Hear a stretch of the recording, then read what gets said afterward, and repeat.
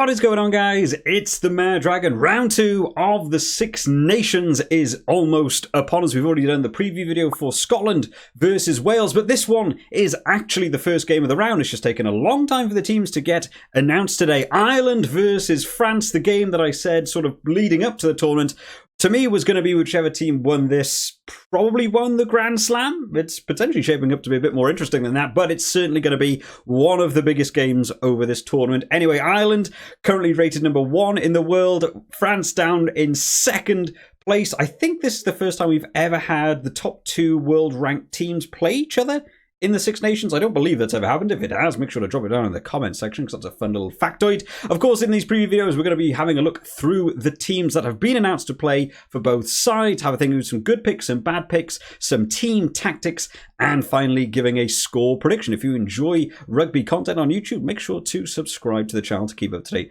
with all the latest videos then. Let's start out by talking about the home team, Ireland, who last week had a superb game versus Wales, just seemed to dominate for a massive chunk of that game, the opening 20 minutes, 25 minutes, really looking all the way of Ireland, and eventually it was enough to just sort of hold out that Wales team to a good scoreline. Moving into this game then, Ireland haven't really done a lot with their team.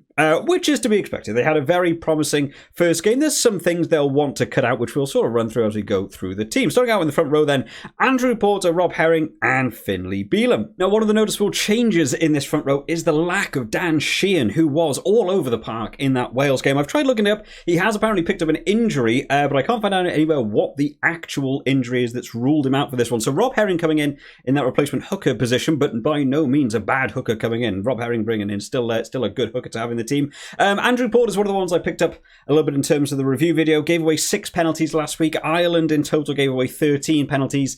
One player responsible for nearly half of all the penalties for the team is not really something you want. I'm sure that's something they'll be talking about in training, just to cut out, especially the ones that were silly. Not necessarily ones that you got caught because the ref was, sort of pinging you out of nowhere. The one where he sort of dropped on, like Liam Williams and a couple of the compound ones, just cut out the game, and I think he'll be perfectly fine. In the lock department, Tyke Byrne and James Ryan retain their lock department partnership. We did see Ian Henderson come on a little bit earlier than I expected last week. Tyke Byrne felt quiet, but I think that's mainly down to the fact that Tyke Byrne plays so well in every game. Him having a good game feels like he's been quiet. I actually think he did relatively well, but in terms of just him actually all over the park, we didn't get to see quite as many sort of breakaway runs or jackal penalties directly from him as we used to seeing, but he's still such a good player. In the back row, Peter O'Mahony in that blindside flanker position, Josh van der Fleer retaining open side, and Keelan Doris in the number 8 shirt, both of which van der Fleer and Doris were in my team of the week. I thought they were fantastic. Neither of them missing a tackle between them. Both got a try. You can't ask for a lot more between your back rowers. I think this is a solid 1-8. They obviously know France are going to be up for a really big game in this one, so we'll see how they get on. In the halfback partnership, Conor Murray comes in alongside Johnny Sexton. Of course, James Gibbs-Park went out just before that game against Wales last week, which a lot of people worried about. How was that going to affect the speed of Ireland in the breakdown? But Conor Murray actually stepping up last week to keep that ball moving quick and allowing Ireland to make the most of that quick ball from the breakdown position. Johnny Sexton was also the highest point scorer of the Fantasy League for anyone who is involved. He was having a good game last week, good conversion percentage towards posts as well. Centre partnership, Stuart McCloskey and Gary Ringrose retain their centre partnership. Did wonder whether Bundyaki would get in there. Bundyaki's still on the bench for this one. Stuart McCloskey obviously showing off. He's such a big unit when he gets the ball in hand, but he's got some good feet as well. He can sort of get around people, considering he's such a big guy. Gary Ringrose brought some nice defensive work. We saw the big crunching hit on Dan Biggar in that game. Certainly wants to get in for some of those big hits. And then finally in the back 3, James Lowe with his little sneaky interception try. Mac Hansen, it was a bit quiet for me in the last game. I don't think he did particularly well in terms of the fantasy either. Not really getting a lot of time on the ball last game. He's such a quick player. You think they want to utilise him more on that wing. They certainly lent more towards James Lowe last week than they did Mac Hansen. And then finally in that fullback position, I've just realised his name says Hugo Keenan. It's just Hugo Keenan. Absolutely fantastic game last week. This is the official graphic as well. This is like taken from the Six Nations as well. So someone's done a little bit of a mistype there. But Hugo Keenan last week got in my team of the week. You can considering a lot of people were thinking Capuzzo would sort of get in there. I think Keenan was absolutely fantastic last week in terms of just covering that backfield, really allowing Ireland to get on the front foot. I think he's such a good player for them at the minute. A little bit underrated because he doesn't necessarily do the things that the stats cover, but just in terms of game awareness and the impact he has in the game, I think he's fantastic. So only one change for Ireland. That main change in that hooker position. Dan Sheehan probably will be missed, but Rob Herring still a good substitution to come in there. In terms of the replacements then, Ronan Keller comes into the side alongside of Dave Kilcoyne and Tom O'Toole. Ian Henderson still in that replacement lock department, and Jack Conan will be coming on as well in that second half, going for the 5-3. Ireland want this one to open up, which I'm really happy about. France, of course, went for the 6-2 last week, and we sort of talked about McAloo with what he could do with moving to the wing as well. They've got a nice depth in the way they arrange their team in terms of versatility of players moving to positions. Ireland going for the 5-3. I thought they may actually go for the 6-2. I sort of thought this game would actually come a little bit more down to a forwards game, and you just let Sexton kick all day, and if a try comes, it comes. But I thought it'd be a forward game. But going for the 5-3, they're obviously backing themselves for this one. I'm liking what I'm seeing. Craig Casey comes in that replacement scrum half position. Ross Byrne and Bundy Aki. So overall, it's a really good Ireland team, number 1 rated in the world, playing well at the minute. Let's see what they can do against the Six Nations Grand Slam champions. Speaking of who, let's move on to talk about France, who last week played Italy in a much closer game than I expected. It's quite hard to judge that one. I did sort of say in the review video, I don't think France would be really happy with that. A couple of people got a bit taken back by that, maybe, and we sort of quite watched the game. They were sort of saying, but Mad Dragon, they won the game. They got the bonus point for the 4 tries. That's everything they needed to do in that one. I don't think they were quite ready for what Italy were going to bring in that one, and I certainly think there'd be a lot of issues they want to try and cut out going into this one. 19 penalties for the team last week, the most penalties of any team last week went against France.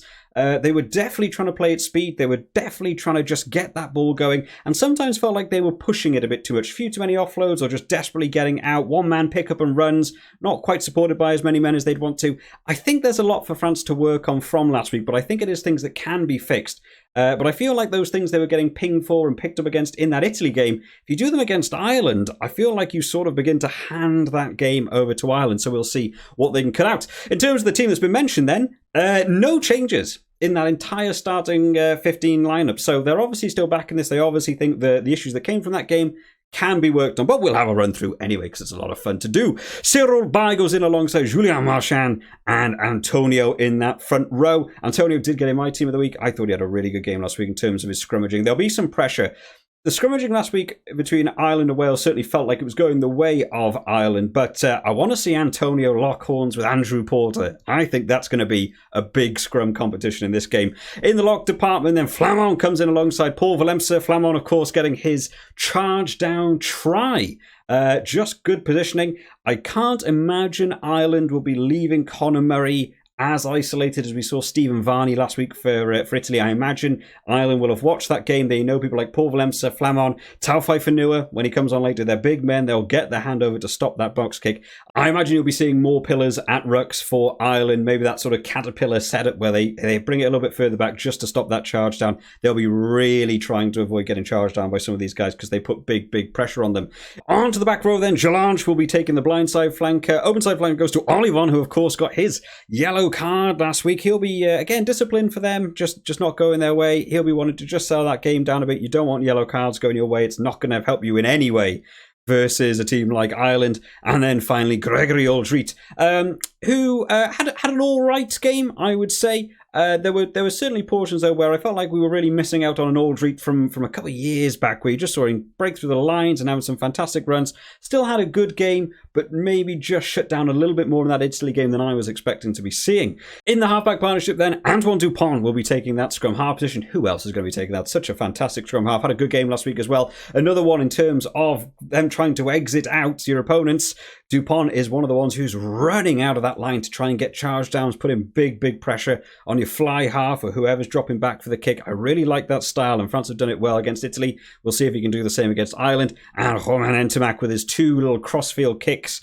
I'm sure Ireland will have been practicing a lot on the training field to get ready for some of those kicks over the top or crossfield kicks. They won't want to be narrowing their defence down at any point during this game. In the centre partnership, Mofana alongside of Gaël Ficou, who a lot of people thought would get the team of the week outside centre last week. I think he had a good game, nice to see. And then finally in that back three, Demortier retains that left wing, getting his try on debut. Fantastic for him last week. Damian Penobi taking the right wing, and finally Toma Ramos in that fullback position. Last week, what did he have? Was it 4 kicks from 6? So sort of like a 75% kicking ratio, something like that. Not the best we've seen from him. He's certainly an incredible kicker, but in terms of the backfield play, I did think he was doing pretty well. He also got his try, which I keep forgetting he actually scored the try because it got sort of knocked back, and he was the one who managed to pick it up, but did manage to get that down just with the ends of his fingertips. So starting 15 retains the same. It's just how they're going to switch up the game plan and just cut out those errors for me leading into this one. In terms of the replacements, then this is going to be the only part of the team where we're going to be seeing things getting switched up a little bit. So starting out in this front row replacements, Barlow alongside of Wardy and Falatea, the same as we saw last week. Taufai Fanua, of course, to bring on in that second half, get some of those big long arms of the, what's he, 6'9" or something ridiculous. Get him involved in the line-out, get him stealing some line-outs if possible. We do have a change, though, in terms of the forwards. Francois Kors comes in alongside of Sekou Makalu. So France have gone for the 6-2 split, but like we sort of said last week in last week's preview video, Makalu, of course, can move to the wing. Always a fun thing for a forward to be able to do, but he's also quite good on the wing. So you've got your 5-3 and your 6-2 all in one there. So I think this is probably the best setup for France here. I wouldn't be surprised if France want to go a bit more through the forwards in this game just to try and slow down sort of Irish momentum in terms of the breakdown zones. You just want to lead with the forwards. Don't let a back get too isolated like we kind of saw a little bit against that Italy team. In terms of the replacement scrum half, then Kuryu comes back in. Now, I did think he was out with an injury when the initial squad was mentioned. I thought both him and Luku were both out. So nice to see Kuryu back in. Might be wrong. But unfortunately, it means we won't be seeing any of Lagarak this week. But it's just hard to get in the side anyway with Dupont when he's starting and can play a full 80 at an extremely high level. And then finally, Mathieu Jalibert coming in there as well. Again, a nice player. Brought a bit of energy last week when he came on the field. Actually had a bit of impact into the team from coming on from the bench, which is something I always want to see personally. Coming on from the bench shouldn't just mean you come on and just do the same. I want to see game changers get into the game. And Jalibert actually made a nice little impact last week as well. So overall, it's a good France team. It's a bit of an unchanged starting 15, and the changes that are made in the replacements, I think, is probably a good move. Slightly higher caps than what we saw last week in terms of their team. It's going to be a really good game. This is the one I might be looking forward to the most, even though we've got Scotland-Wales as well. It's another really fun game. In terms of a score prediction then, what do we think for this one? Well, I did go back and have a look at some of the past results we've had for this game. And it's quite interesting looking at some of the stats. We had a draw in 2012, a draw in 2013, and then since then there's been 6 Ireland wins and 5 France wins. They are pretty even. They're getting pretty even now in terms of this fixture. But where do we go for this one? For me, I think Ireland are playing at an incredibly high standard, and I think with the home advantage, this is a game we could also be seeing in the quarterfinals of the World Cup. This is such a big moment in the tournament just to see how both teams will be performing later on in the year. For me, I'm leaning more towards Ireland, so I'm going to say Ireland to win by 4 points. But let me know what you guys think down in the comments of both the teams and your own score prediction. Make sure you are also putting your picks for the fantasy app. There's a whole lot going on there. I'm sure there'll be a lot of changes to be made from last week. I hope you've all enjoyed this one today, guys. I will see you all next time. Bye-bye.